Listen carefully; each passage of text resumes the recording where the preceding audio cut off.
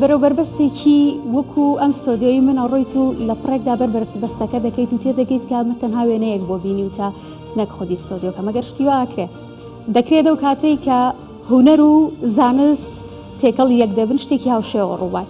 ئێستا هونەری سێدووری هەیە کە ئەم حاڵەتانی کە باسم کرد لە ناویدا ڕوو دەدات. ئێوارتان باش بەخێر بن بۆ چیرۆکە هەواڵ ئەم ئێوارەیە جگە لەم بابەتی کە باسم کرد لە هێدلاینەکاندا بابەتی ترتان بۆ دەخوێنمەوە لەگەڵمانە بن. ئاهەنگی دەرچوونی خوێندکارانی زانکۆی ئەمریکی لە سلێمانی بەڕێوە دەچێت.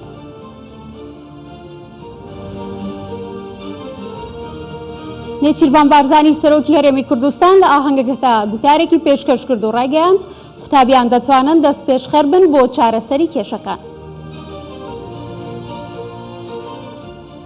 گەنجێکی دانیشتووی ڕانیا وێنەی سێڕەهەندی لە شەقامەکانی شاردا دەنەخشێنێت. هەر ئەوەندە ویستان بە هەرەکەی خۆی دۆزیۆ بزانێت لە سێ بە وارێکدا باشە ئیشەکەی ئێمەش ئەوەی کە کردم بۆ خۆم. یاسین زیاتر لە شوێنە گشتیەکاندا وێنەکانی دەنەخشێنێت.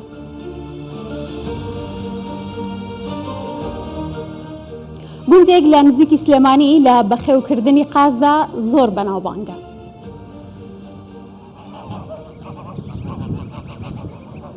لە گوندەکەدا هیچ ماڵێک هیچ خێزانێک نییە کە چەند قازێکیان نەبێت.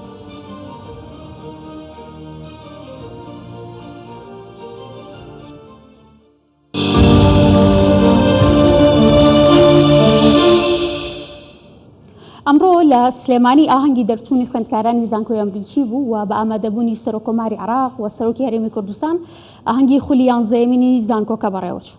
260 خوێندکار ئەمڕۆ بڕوانامەی بەکالۆرۆسیان لە بوارە جیاوازەکانە بەدەستهێنا و جگە لە خوێندکارانی کوردستان و عێراق 31 خوێندکاری ئەفغانستان ئەمڕۆ لە سلێمانی بڕوانامەی زانکۆی ئەمریکی ئەفغانیان پێدرا. نێچیروان بارزانی سەرۆکی هەرێمی کوردستان لە ئاهەنگەکەدا گوتارێکی پێشکەش کرد و ڕاگەیاند پێویستە هاوبەشی و پێکەوەژیان بکەن بە کولتور و دەشتوانن دەست پێشخەر بن بۆ چارەسەری کێشەکان و دەژڵێت ئێستا زانکۆ و قوتابخانی باش لە کوردستاندا هەن و ئەوەش هۆکاری پێشکەوتنی کوردستانە. دەرچوانی خۆشەویست ئێوە خەڵکی ناوچە جیاجیاکانی هەرێمی کوردستان و پارێزگاکانی تری عێراقن و هەروەها هەندێکیش لە دەرەوەن. ئەم زانکۆیە ئێوەی پێکەوە کۆ کردوتەوە، ئێوەش پێکەوە سەرکەوتن. ئێوە لێرە فێر بوون کە سەرکەوتن لە پێکەوەبووندا ئاسانترە، ژیان لە پێکەوەبووندا خۆشترە. ئەو خۆشەویستی و پێکەوەبوونەی لێرە فێر بوون بیبەن بۆ هەموو عێراق. برادەرانی زانکۆتان لەبیر نەکەن و پەیوەندی و خۆشەویستیان لەگەڵ یەکتردا بپارێزن. ئێوە پێویستە هاوبەشی و پێکەوە کارکردن بکەنە کەلتور. ئێوە پێکەوە دەتوانن کار لەسەر فراوانکردنی ماف و ئازادیەکان بکەن. ئێوەی گەنج دەتوانن هەمیشە دەست پێشخەر بن بۆ چارەسەری کێشەکان. دەبێت دروستکردنی بڕیار لەسەر بنەمای پێکەوە ژیان و زانست بکەنە کەلتور.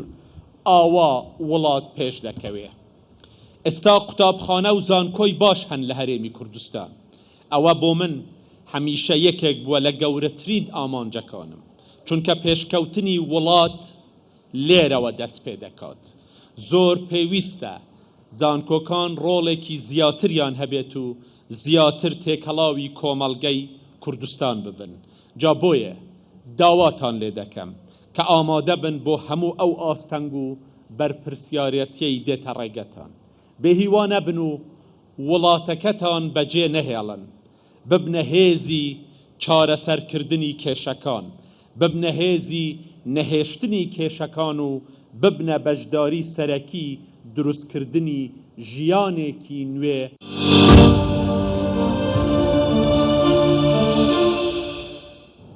ئەو هونەرانەی کە بە هونەری سەرشەقام ناسراون مەرج نییە تەنها پێشکەشکردنی میوسیک و گۆرانی ئەو ڕتمارە بێکە یان ئەو نمایشانە بێکە لەسەر شەقامەکان پێشکەش دەکرێت. دەکرێت هەندێک جار کێشانی تابلۆیەک بێ. ئێستا لە دنیای شێوازێکی دروستکردی وێنەیە هەیە کە وێنەی سێڕەهەندی یان 3D پێوترێ.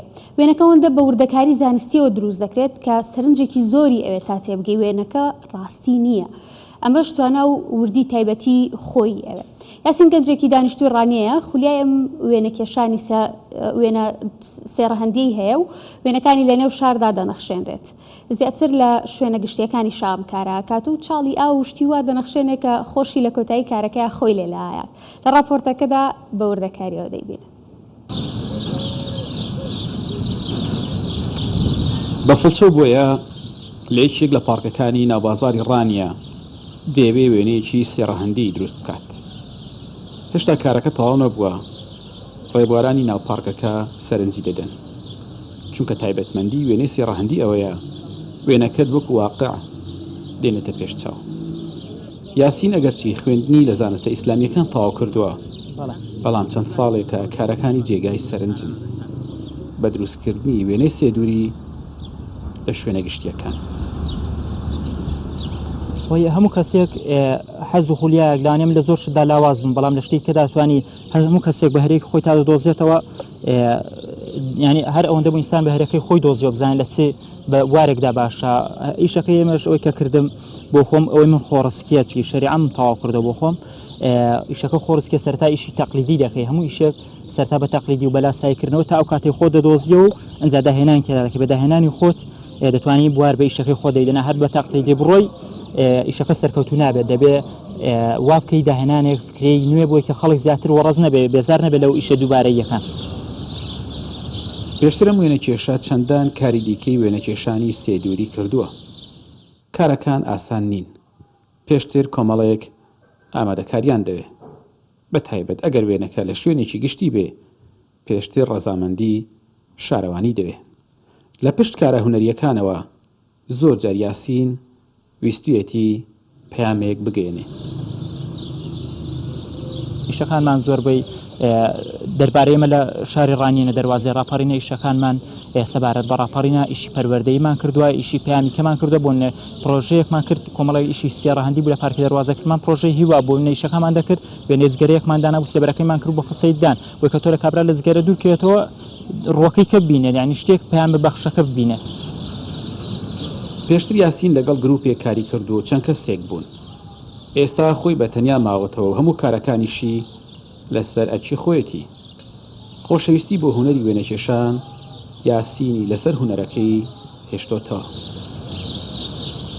کە تویشێکی سریدی دەکەی لەسەر ڕێگایەک یاخو لەسەر دیوارێک بەردەوام وەکو پێشانگایەکی کراوە دەبێت. تۆ پێشانگایەک نییە بۆ 2 ڕۆژ 3 ڕۆژ هەفتەیەک بێ و تاودا بخرێ، بەڵام ئەویشی سریدیەوەی کە دەکرێتە سەر شەقام وەکو پێشانگایەکی کراوە دەمێنێتەوە. ئێمە سەرەتاوکو گروپێک بووین دەستمان پێکرد، بەڵام کە هەست کەسەوە پێی مەجای خۆی گروپەکە تقریبان هەڵوەشایەوە. ئێمە زیاتر لەگەڵ عەبدوڵڵای برام ئەو ئیشانەمان دەکرد. من بۆ خۆم خوێندکاری شەریعە بووم، شەریعەم تەواو کردە 2016 بە کالیۆرەسی سلێمانی، بەڵام لەگەڵ ئەوەشدا بواری هونەری هەم نووسین بێ و وێنەکێشان بێ. ئەوەی کە ئەو بەهرێکە ویستمە تێمدا بە شتێکم لە خۆمدا دۆزیومەتەوە، ویستمە جێبەجێکەم جاچی ئەوەی کە وەرکەی لەسەر شانی خۆم بێ، ئەو ئیشانی کە بوون نەکراوە هەمووی نزیکەی تا ئێستا 30 ئیشمان کردووە. وێنەی سێدووری یان سریدی یانیش 3 دایمێنشن واتە سێدووری یان سێڕەهەندی. ئەم سێدووریە یان ڕەهەندە پێک هاتووە لە تەوەرەکانی درێژی و بەرزی و پانی کە هەر یەکێکیان دووری یان لایەکی شتێک دەردەخەن.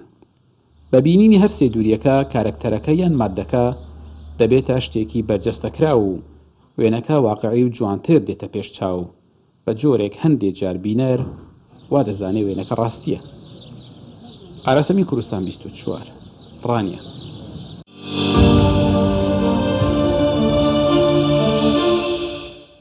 ئەگەر ئێستا لە پشتەوەی من بە فەربارین بووایە یان کەشێکی سەرما بووایە و لە وەرزێکی ساردا بوونایە ئەم هەواڵە زۆر کەسانی قاسخۆریە جوڵانە چەند قاس لە هەموو وەرزەکانە بوو کەسانەی کە حەزیان لەیەتی خواردنێکی خۆشەوە هەمیشە بە دوای ئاگەڕێن. لە کوردستانی شابەگشتی کەشەکە گونجاوە بۆ بەخێوکردنی قاس. گوند هەیە بە بەخێوکردنی قاز و بوونی قازی چاک ناوبانگی هەیە. گوندێکی سنووری شارەتی عربەت بە درێژایی مێژووی دانیشتوانەکەی قاز بەخێو دەکەن و بەناوبانگە بە بوونی قاس. ماڵ نییە لە گوندەکەی چەند قازێکی نەبوو بێت و زۆری ژماری قازەکانی ژوای کردووە خەڵکی بە گوندی قازەکان ناوی بن، چونکە لە باریکەش و هەوای ناوچەکە و سازگاری ئاوەکەوای کردووە بەردەوام قاز لە بێستان سوور نەبڕێت و خەڵکی بەخێوی بکات.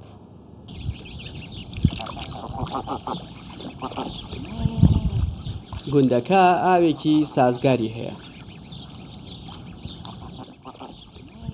کەم ماڵ هەیە بیری لە بەخێوکردنی قاز نەکرد بێتەوە و ژمارێکی نەبوو بێت.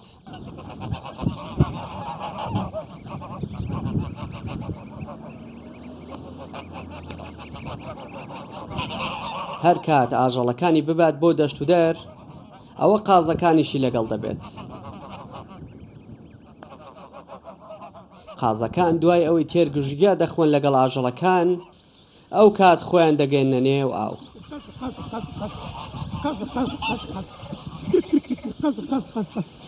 مام حسێن بەڕەچەڵێک خەڵکی گەرمیانە، بەڵام ساڵانێکی زۆرە لە گوندی بێستان سوور گیرساوەتەوە.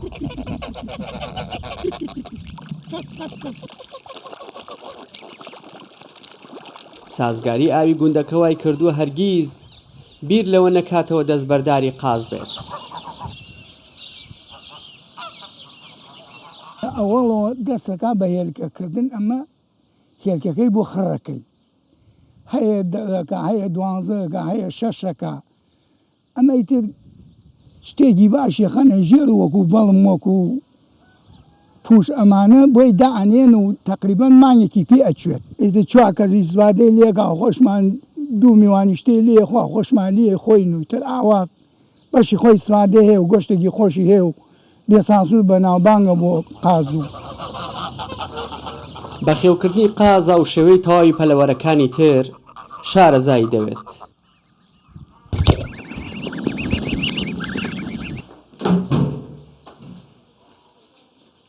گەنج و بەتەمەن ئەوانی حەزیان بە بەخێوکردنی هەیە پرس و ڕا بە ئەحمەد دەکەن، چونکە هێندە شارەزایە دەزانێت کەی قازەکە دەکەوێت هێلکە و کەی کڕ دەکەوێت.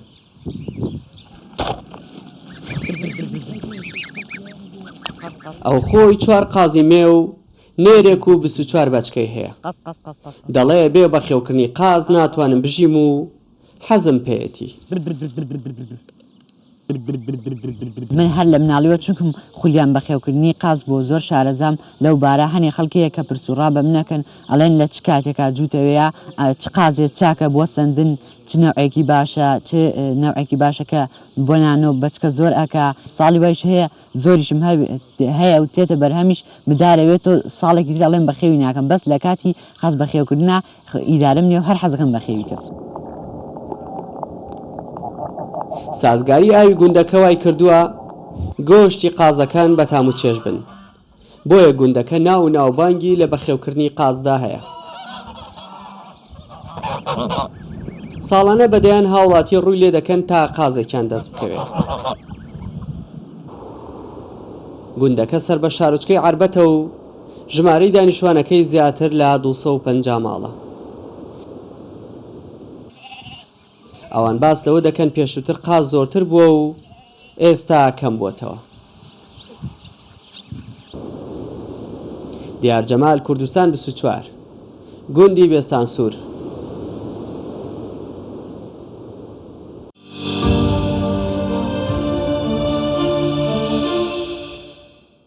بۆ ئەوانەشی کە نەیانزانی بوو ئەوە چیرۆکە هەواڵ پێوتن کە لەکوێ قازی باش بەدەست بێنن. زێرەڤانتەمەوە گەنجێکی تەمەن 32 ساڵی خەڵکی ئاکرەیە، ئەو جگەلەوەی فەرمانبەری شارەوانی ئاکرەیە یەکێکیشە لەو گەنجە چالاکانی کە لە دەڤەرەکەی خۆیدا بە نووسینی کتێب بەناوبانگە. تەمەوە لە دوای گەڕانەوەی لە دەوامی ڕۆژانە سەرقاڵی نووسینی کتێبە و تاوەکو ئێستا 5 کتێبی نووسیوە و بڵاویشی کردوونەتەوە. زێرەڤان گەنجێکی خەڵکی ئاکرەیە، ئەو ژبلیک و فەرمانبەرە لە شارەوانیە ئێکە ji گەنجên çalak û diyar li vê qezayê. Rojane piştî vegeryanê li dewama fermî ev jûra biçîk cihê wî herî guncayî ye ji bo nivîsandina pertûkan. Ez zêrevantem û li Akrê ji dayîk bûyme û dîsan jî wezgehên qûnaxên xwandinê her li Akrê min تمام کرینه ناوندی و آمادهی و سرت بجین پیمانگاه تکنیکی جیل آکر من بداوی اینایه و سال 2012 وکو فرمانبر لسرکاتی باجروانی آکر دست کار بویم و تانو که جیه بردوام. زێرەوان کو ئەگەرچە هێشتا گەنجە لێ ئەڤە هەنێ ئەتپێشیاویدا نەبوویە ئاستەنگی ji bo bi navodeng ketinê. Nivîsandina pertûkan li cem wî ya bûye hez û viyaneka mezin ji ber ku li her cihê wî dem hebîtin hemî hizrû bîrkirinên wî dikevin ser nivîsandinê. خوشبختانه جی از کارم بجم سال 2007 یکم هلبستا من د گوارکا دور دا بلاف بویا پشتی وی ماوی و خواندنا من تمام بوی 2016 من اکل برهمن خو به چاپ گهاند دیو داجی کمک و برهمن دیتر کو سرجمه برهمن من چاپ کری جبلی برهمن هف بش پنج برهمن جبو خو پی گهاندن ابتایبت دروی نویساندن دا زیروان دد دیار کرن کو دوید مرووی حس هبیتن حیا کو بیتن خودان شیانو بشیانن خوین دابین کری بشیتن ببیتن خودان دست کفت ادوی جانه دو و در فده دم رف حوال بدت او ارمانجا هی بگهته و دیسانجی پیامکی پاشخو بهلید دیسانجی تایبجی جبو گنج ما جدال بره نوکه کار آسانی زده ترهاتی کرن جبو ای که مروف حوال بدت برهم خو برکار خو دیسان هزر و ناخ خو برای نویساندن بخت بردست خوینه رو خوندوان و دیسانجی بخت دنوا پرتوخانه کردیده زیروان جبلی کو نویسارک دیاره ایکش چالاکوان و روزنامه‌وان دوره او دهند آلیان داوی بارنامه خولانو به دهان رزلینان ورگرتین جواناجی خلات چالاکترین گنج پارزگاه دو که آری حسین کردستان 24 آکره لە سنتەری بازاری مووسڵ قەیسەریەکی کۆن هەیە کە ئەم قەیسەریە لەناو خەڵکدا بە مووسڵی کۆن ناسراوە و شوێنەکە هەرچەندە بەرتەس کە بەڵام ناوەندێکی گرنگە بە نیسبەت مێژووی شارەکەەوە چونکە ئەو شوێنە قەیسەرێکی تریتیایە کە قەیسەری ئاسنگاران بەناوبانگە مێژوویکی وای هەیە کێکێکە لە شوێنە زۆر کۆنەکانی قەیسەریەکە و ئاسنگەرەکانیش لێوایە فترەیەکی زۆر و ماوەیەکی زۆرە خەریکیەوەن ئەو قەیسەریە مێژوەکەی ئەوەندە کۆنا دەگرێتەوە بۆ سەردەمی ئیمپراتۆریەتی ئاشووری کە لەو سەردەمەدا چەک و کەرەستەی شارکردنی ئیمپراتۆریەتەکە لەو قەیسەریەدا دروست کراوە.